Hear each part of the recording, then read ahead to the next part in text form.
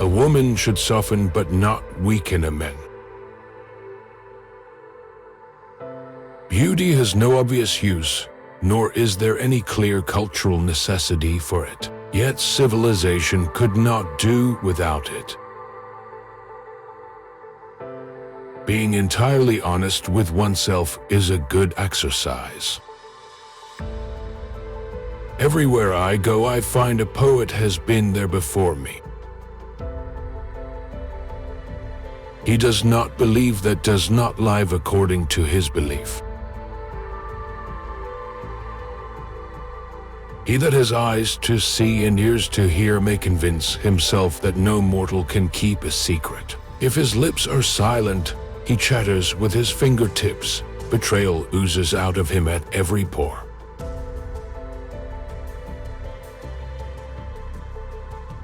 In so doing, the idea forces itself upon him that religion is comparable to a childhood neurosis, and he is optimistic enough to suppose that mankind will surmount this neurotic phase, just as so many children grow out of their similar neurosis.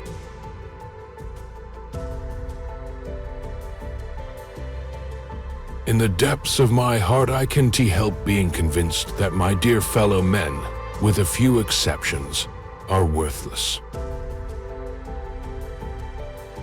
It is impossible to escape the impression that people commonly use false standards of measurement, that they seek power, success, and wealth for themselves and admire them in others, and that they underestimate what is of true value in life.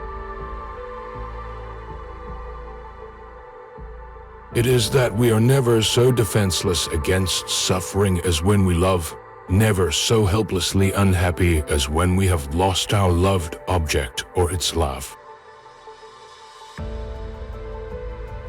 Men are more moral than they think and far more immoral than they can imagine. Most people do not really want freedom because freedom involves responsibility, and most people are frightened of responsibility. My love is something valuable to me which I ought not to throw away without reflection. Neurotics complain of their illness, but they make the most of it, and when it comes to taking it away from them, they will defend it like a lioness her young. No, our science is no illusion. But an illusion it would be to suppose that what science cannot give us, we can get elsewhere. Out of your vulnerabilities will come your strength. One day, in retrospect, the years of struggle will strike you as the most beautiful. Religious doctrines are all illusions. They do not admit of proof, and no one can be compelled to consider them as true or to believe in them. The behavior of a human being in sexual matters is often a prototype for the whole of his other modes of reaction in life. Unexpressed emotions will never die. They are buried alive and will come forth later in uglier ways. Where does a thought go when it is forgotten? Religion is an illusion, and it derives its strength from the fact that it falls in with our instinctual desires.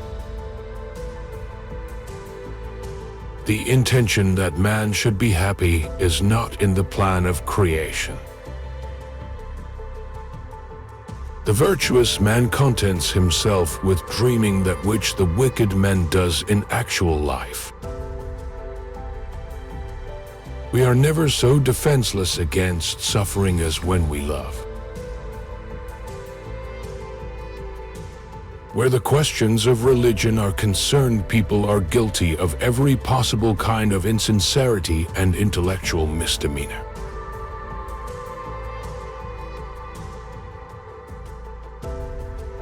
Words have a magical power. They can bring either the greatest happiness or deepest despair. They can transfer knowledge from teacher to student. Words enable the orator to sway his audience and dictate its decisions. Words are capable of arousing the strongest emotions and prompting all man's actions.